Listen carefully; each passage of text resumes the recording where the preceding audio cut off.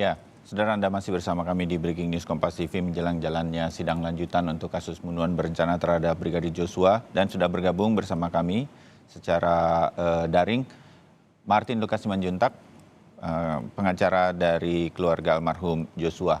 Bang Martin, selamat pagi, salam sehat. Pagi. Ya, walaupun PPKM-nya sudah dicabut, kita tetap ya berusaha sehat. Amin, mudah-mudahan gitu. Bang Martin, saya cek TKP yang akan dilakukan oleh Majelis Hakim hari ini. Tadi saya berbincang dengan penasihat hukum Ricky Rizal, Erman Umar, yang saya dapatkan kesan bahwa ya nggak akan terjadi apa-apa juga, karena di sana kan tidak akan ada perdebatan dan lain-lain. Tapi menurut Ya. Anda, Majelis Hakim tetap akan melihat ke sana siang hari ini. Ada pendapat mengenai ini, Bang Martin, mewakili keluarga? Ada tentu. Jadi Hmm, gini, awalnya kan, ini, inisiasi dari Arman ya kalau nggak salah ya. Arman betul. mengatakan untuk, membuat terang perkara ini dan supaya, berkeimbangan dan berkeadilan maka penting untuk melihat ya lokasi rumah duren 3. Namun kan hakim juga jeli ya untuk menilai suatu intensi ataupun niat. Hakimnya bilang ya kalau mau terang dan jernih jangan cuma lihat duren 3 tapi lihat saguling juga. Nah, Hmm. makanya ini yang menurut saya, istilah kata, mau dijebak ternyata jebakannya, gagal gitu ya, justru malah membuat, Oh begitu. sesuatu hal yang harusnya tidak diperiksa secara detail akan menjadi lebih detail. Karena kuncinya itu di rumah saguling, Mas Hmm. Bayu. Pasti hakim akan tercerahkan ketika melihat ya lantai 3, lantai 2, lantai 1, lalu garasi dari Jalan Saguling itu di rumah tersebut. Kenapa? Karena, akan lebih memudahkan untuk membayangkan bagaimana sih konstruksi terhadap, kejadian pada saat sebelum perencanaan, dalam perencanaan, dan pasca perencanaan gitu loh. Ya, berikan bayangan kepada saya yang awam ini ya, Bang Martin. Kan lokasi Saguling sekalipun, ini akan menjadi sebuah TKP kunci yang akan dilihat oleh majelis hakim. Eh, Toh sudah banyak perubahan. Eliezer mengatakan ini ketika dia rekonstruksi di rumah Saguling maupun Duren 3 sudah banyak perubahan. Kalau sudah banyak perubahan seperti itu, seperti apa sebenarnya? Berikan kami salah satu contoh begitu, Bang Martin, bagaimana kemudian ini nanti justru bisa memperjelas apa-apa yang baru dijelaskan secara verbal atau omongan saja di dalam persidangan, tapi sekarang ada ruangannya dan lain-lain. Kan kita juga selama ini nggak bisa melihat itu secara langsung, tapi majelis hakim yang akan nanti memutuskan vonis, dia justru melihat langsung TKP-TKP dan sebutlah tempat perencanaan sebelum kemudian ke TKP, kira-kira begitu. Di mana tuh Bang Martin? Nanti akan terlihat. Ya, begini, kan nanti hakim bisa sesuaikan ya. Seperti contoh Hmm, Eliezer mengatakan ketika dia dipanggil naik lift gitu ya, iya.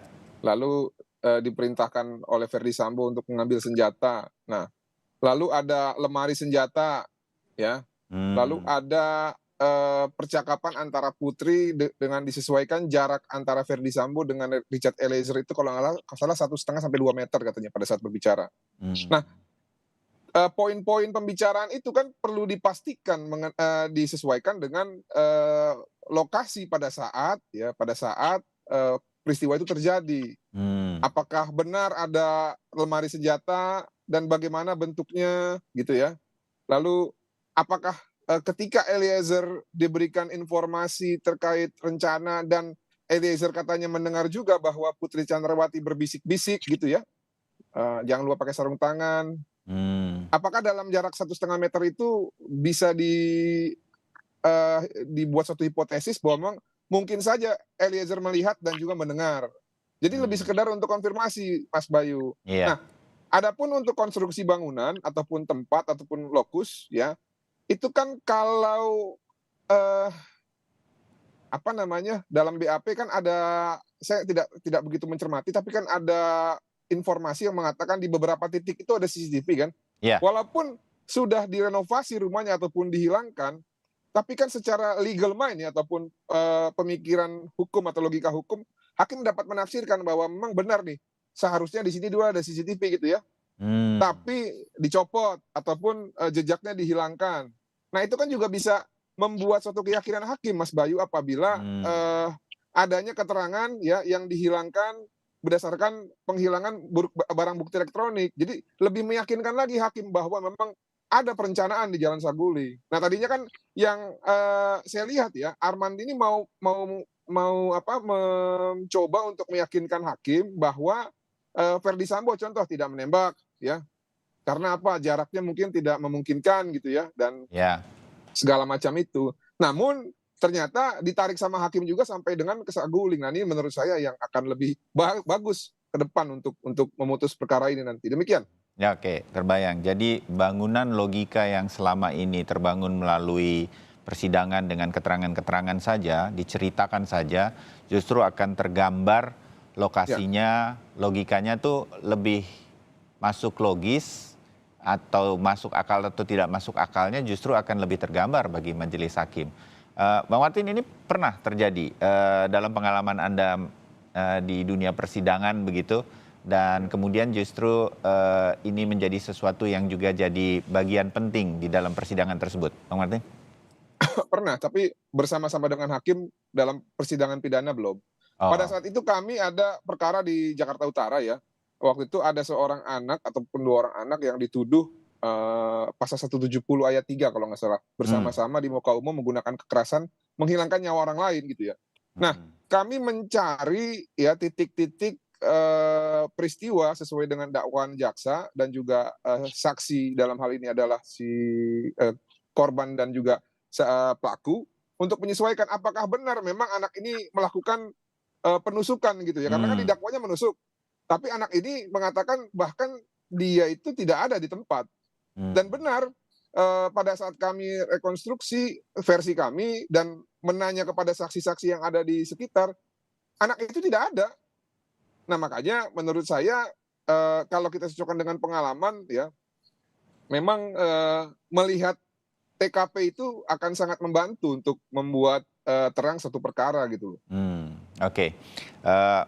Bung Martin, kami juga sudah tersambung dengan Asep Iwan Iriawan, pakar hukum pidana. Kang Asep? Oke. Ya, sekarang video dan audionya sudah hadir lagi, terima kasih. Beberapa waktu lagi mungkin kita akan bergabung dengan PN Jaksel, tapi kita sedang berbicara kali ini ditemani Martin Lukasi Manjuntak, pengacara keluarga almarhum Joshua. Kang Asep, kita lagi bicara hakim yang mau ke TKP ini ditemani jaksa penuntut umum, para penasihat terdakwa. Bung Martin bilang, bahasanya Bang Martin tadi diminta oleh kuasa hukum Verdi Sambo melihat Duren 3 saja, tapi hakim justru mau lihat Saguling juga. Ini jadi lebih bagus, kata Bung Martin begitu. Logikanya jadi akan lebih terbangun.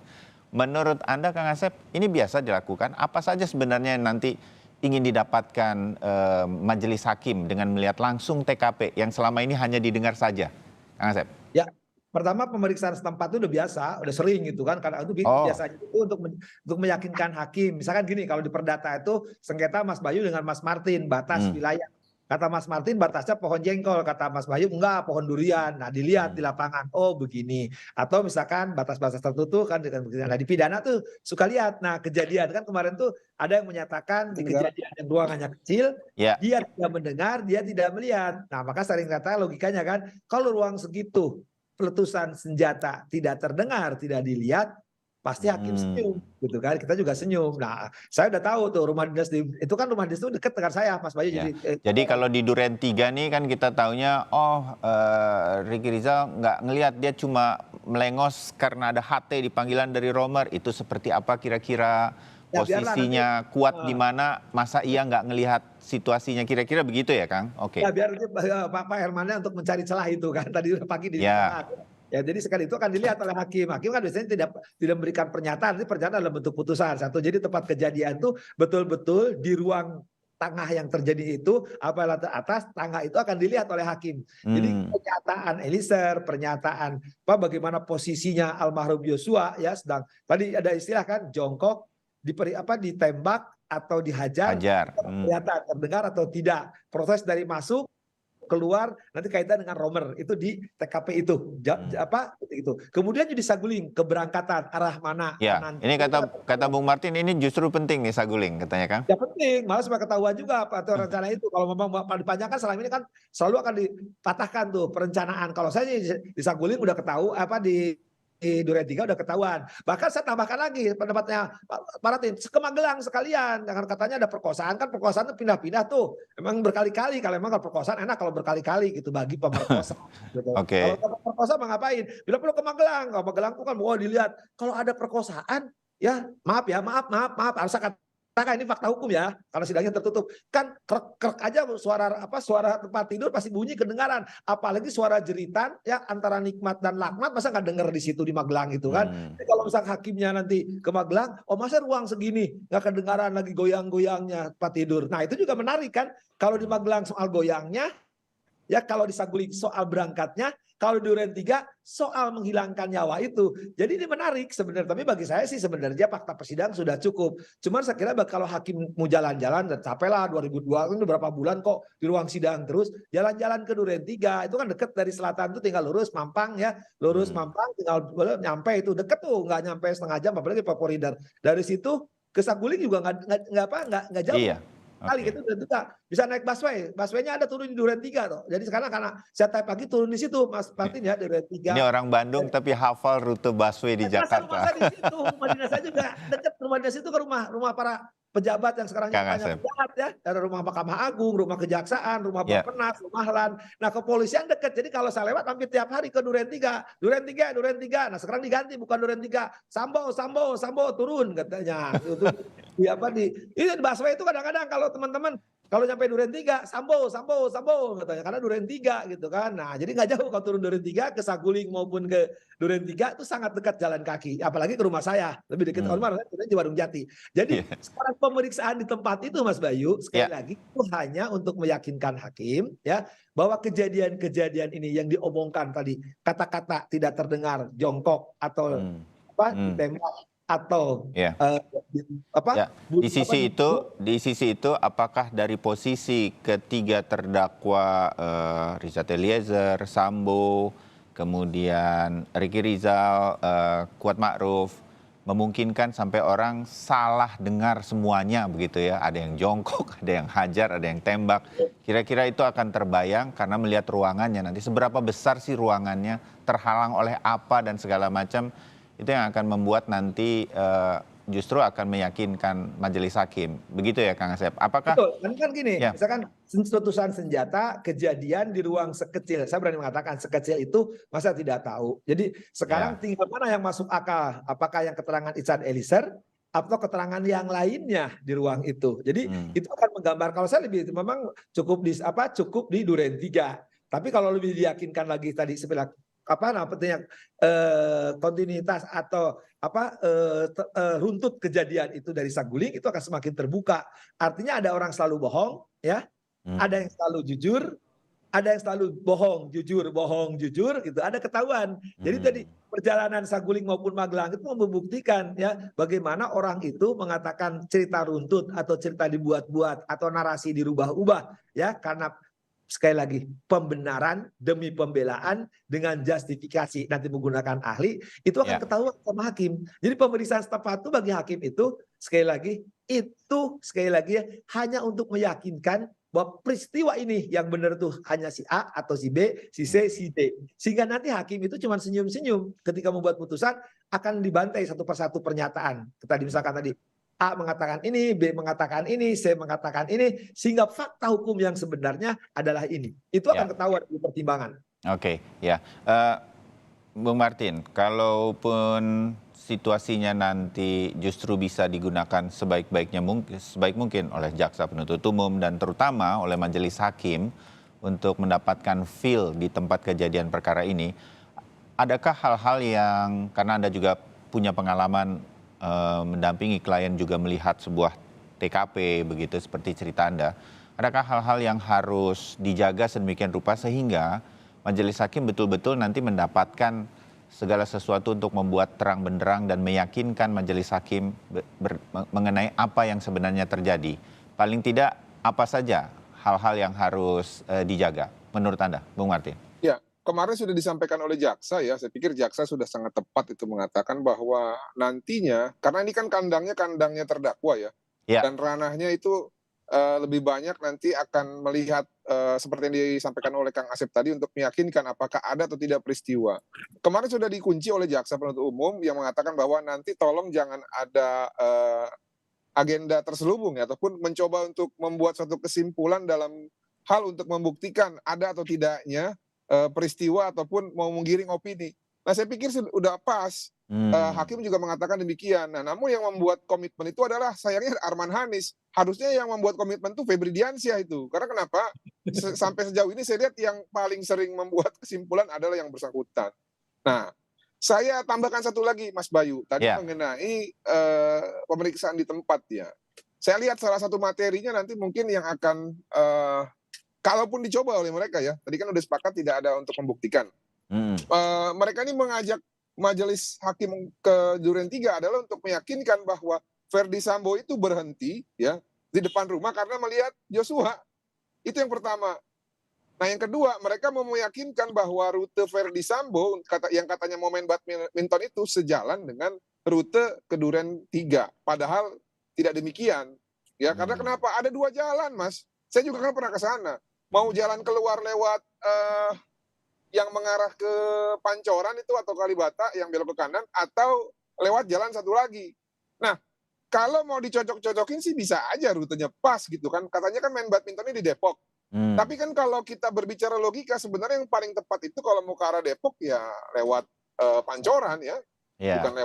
Bukan lewat jalan satu lagi. Nah, tapi ya kembali lagi, saya yakin lah niat mereka yang ingin mendapatkan manfaat justru akan mendapatkan mudarat ketika hakim itu justru diundang untuk melakukan pemeriksaan setempat. Demikian, terima kasih. Oke, Kang Asep, dalam berkunjung ke TKP seperti ini melakukan pemeriksaan sedemikian rupa dari majelis hakim, apakah kemudian agenda-agendanya sudah jelas atau nanti itu yang kan ini undangan atau ajakannya dari penasihat hukum Sambo?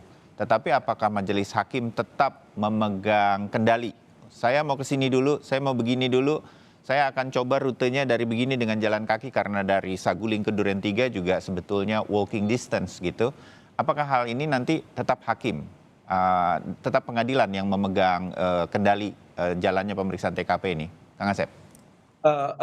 Mas Bayu ya, sebenarnya kalau lihat persidangan terakhir kan hakimnya lebih banyak ngantuk, tidur, tidak mendengarkan ya, agak ahli malah ahli dengerin ya. Sebenarnya itu bagi hakim sudah tahu tuh, sudah jadi barang itu ya. Nah, itu masalahnya saya berani taruhan. Kang Asep agak yakin dalam beberapa kali perbincangan kita terakhir ini Anda yakin bahwa sebetulnya hakim sudah tahu nih ya, begitu ya Kang Asep? Hanya perlu keyakinan kalau diperlukan itu juga.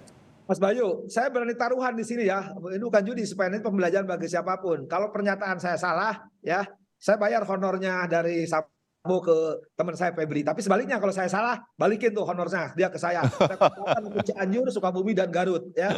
Berani taruhan. Bila perlu tambah kepala saya dan kepala Martin tuh. Saya berani taruhan ya. Jadi sekali lagi sekarang sebenarnya hakim tinggal senyum-senyum ya. Jadi sekali mudah-mudahan Febri dengar ya, sama malah dia kawan saya juga dua-duanya ya. Jadi dulu sama-sama aktivis di korupsi, sekarang soal kita pendapat beda biasalah gitu kan ya. Jadi sekali lagi hakim itu sudah tahu semua ini, sudah jelas sebagai hakim ya. Cuman hakim itu supaya hakul yakin ya, super yakin lah ya gitu kan. Ya, lihat lokasinya. Jadi ketika nanti membuat pertimbangan, hakim semakin tenang gitu membuat pertimbangan. Satu itu. Kedua, nah hakim ini tinggal pertimbangannya tadi yang sering saya komporin ya. Pilihannya mati ya, seumur hidup, penjara. Nah, ketika selalu ini hakim ya memilih ini, kan hakim ini harus betul-betul ya keluar semuanya keilahiannya. Nah, ketika keluar keilahiannya itu tadi namanya wakil Tuhan nggak bisa dibohongin dong oleh umatnya gitu ya. Ketika umatnya bohong ini akan ketahuan. Nah, ketika ketahuan maka disitulah hakim akan marahnya. Tanda petik ya. Oh, ini orang masih bengeyel, masih bandel, bohong. Malah gue lihat di rumahnya. Oh, teman-temannya juga masih gini-gini. Oh, ternyata yang jujur cuma ini. Nah, itulah sebagai Mas Bayu. Jadi hakim sebenarnya udah jadi itu pertimbangan tuh. Tinggal nulis saja mati seumur hidup atau penjara. Yang saya agak pesimis itu hukuman maksimal tidak dijatuhkan kepada FS ya. Dan saya berharap jadi ini pilihannya kan cuma bebas saya berharap bebas untuk Ican gitu kan. Kalau tewas saya berharap untuk FFS sama PC, walaupun saya berbeda dengan Mas Martin. Mas Martin mah tidak setuju tuh kalau dibikin tewas, dia cukup seumur hidup. Udah enggak apa-apa lah, kali ini berbeda. Cuman kalau kepala berdua jadi taruhan mungkin setuju tuh Mas Martin, saya ajak gitu ya. Kalau dia bohong terus ya sudah, honor kita tukeran lah gitu. Kalau kita tukeran honornya untuk Cianjur, Garut sama Sukabumi korban gempa lah gitu kan. Jangan dibawa ke rumah gitu. Nah itu sekali lagi Mas Bayu, jadi sekali lagi ke sana itu mungkin hakim juga udah jenuh. Di pengadilan itu terlalu rame, siapa tahu kan mau jalan-jalan. Jadi diterima ajakannya untuk jalan-jalan sebentar gitu ya. Oh jalan-jalan nggak apa-apa, saya juga ada jalan-jalan Mas Bayu oleh Mas Martin. Tahun baru ini kemarin kan sayang kalau nggak dimanfaatkan, sibuk ngebahas Sambo lagi gitu. Ya, keluar nih prediksi-prediksinya dari Kang Asep berkaitan dengan vonis nanti begitu. Tapi kita masih menunggu di peradilan. Bung Martin, ini ajakan yang bisa jadi justru akan, saya pakai kata-katanya Kang Asep, menambah keyakinan, kehakul yakinan nanti majelis hakim justru untuk memutuskan vonis begitu. Nah, apalagi kalau majelis hakim justru menarik, saya nggak cuma mau lihat Duren 3, tapi juga ke Saguling sedemikian rupa. Nah, ada yang paling tidak dari apa yang disampaikan oleh Kang Asep, Anda punya kesetujuan berkaitan dengan ini tanpa melihat kemudian ini jadi taruhan beneran ya. Itu dari perbincangan yang Kang Asep aja. Apakah kemudian ini arahnya menurut Anda juga sudah ke sana? Saya tahu Anda juga bertahun-tahun memantau sebuah persidangan, bahkan menjadi praktisinya juga, Bung Martin, berkaitan dengan arah akhir dari peradilan ini. Ya, setuju. Memang apa yang disampaikan oleh Kang Asep itu sejalan dengan apa yang saya sudah amati ya beberapa saat lalu dalam persidangan ini. Nah, mengenai pemeriksaan setempat ya dan juga inisiasi dari Arman, saya pikir memang kalau saya jadi dia pun mungkin kemungkinan besar saya akan dalam tanda petik ya gambling juga, karena tidak melakukan apa-apa sudah terbentuk ya suatu keyakinan. Dan kalau kita melakukan sesuatu mungkin saja kalau tadi saya kaitkan dengan gambling tadi, mungkin saja bisa merubah sedikit ataupun merubah sebagian pandangan hakim. Nah, apapun itu, saya pikir ini kan ancamannya hukuman mati. Kalau kita berdiam diri kena, lebih baik kita bertindak. Jadi manusia itu memang punya sense of survival, Mas Bayu. Lebih baik kita bergerak terus daripada kita berdiam diri, toh juga ujungnya kena juga. Nah, tapi saya sependapat bahwa memang dalam menentukan suatu langkah, haruslah kita ya dapat izin dari klien kita, dalam hal ini terdakwa. Nah, kalau saya lihat memang spekulasinya adalah terdakwa setuju dengan opsi ataupun nasihat hukum dari PH-nya. Dan saya pikir itu layak lah untuk dicoba ya, Mas Bayu. Nggak ada yang salah. Tapi ya kalau kita berpendapat, karena gini loh, varian-varian dalam pembunuhan berencana ini bukan hanya masalah akan pergi main badminton saja, enggak. Ya, ada peristiwa Saguling, ya, ada peristiwa Magelang yang kalau kita mau bantah hanya sepotong, itu sulit. Ya, seperti contoh sarung tangan. Ya, sarung tangan itu kan selalu jadi perdebatan begitu satu fakta terungkap ya, yang sebenarnya di VR-nya juga tidak bisa disajikan, makanya menurut saya tidak akan dijadikan alat bukti. Namun langsung mau digeneralisir, menggugurkan seluruh dakwaan jaksa penuntut umum gitu, dan tidak ada sarung tangan tersebut di lokasi. Padahal ya, dengan tidak ada sarung tangan juga, kan masih ada senjata, masih ada peluru, masih ada orang yang dia pergunakan, yaitu Richard Eliezer, Ricky, dan Kuat. Jadi perencanaan itu bukan hanya terhadap satu varian ataupun satu tools. Nah, makanya menurut saya akan sulit untuk membantah itu semua gitu loh, Mas Bayu. Makanya kalau saya jadi mereka, saya lebih mencari hal-hal yang meringankan secara manusiawi. Dan itu sudah kami tawarkan sejak awal, tapi tidak pernah disambut. Demikian, terima kasih. Sedikit, Bung Martin, di bagian-bagian akhir kita ngobrol menjelang jam 10. Satu mengenai Ferdy Sambo begitu ya. Sudah kita bahas berkaitan juga dengan agenda hari ini. Agenda hari ini juga masih menghadirkan terdakwa Ricky Rizal dan juga mungkin hari Senin nanti masih Kuat Ma'ruf dengan sisa-sisa perizinan persidangan untuk menghadirkan saksi-saksi ahli yang meringankan begitu. keikutsertaan tampaknya menjadi upaya dari penasihat hukum Ricky Rizal dan juga Kuat Ma'ruf untuk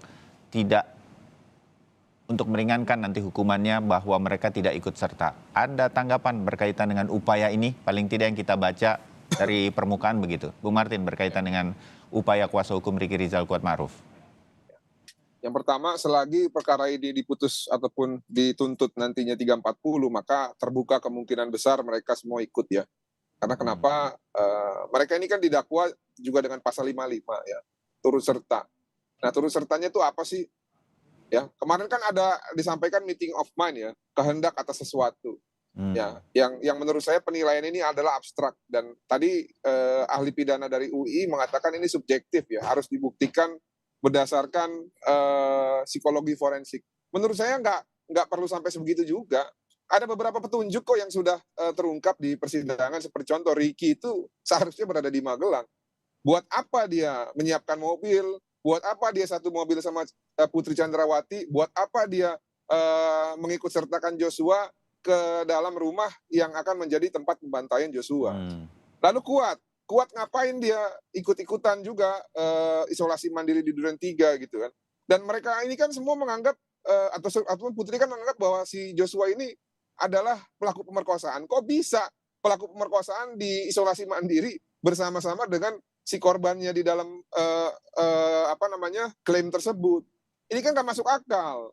Nah, terus Kuat juga mendorong Joshua dan menarik Joshua dan menghempaskan Joshua ketika Verdi Sambo meminta untuk memanggil Joshua. Jadi menurut saya udahlah, mereka turut serta kok.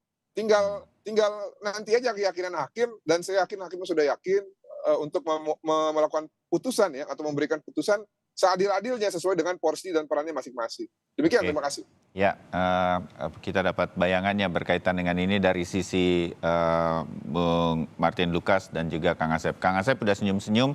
Kita akan berikan kesempatan Kang Asep untuk bicara berkaitan dengan keikutsertaan para terdakwa yang lain ya Kang. Jadi Kang Asep, saya minta tetap ada di Breaking News Kompas TV.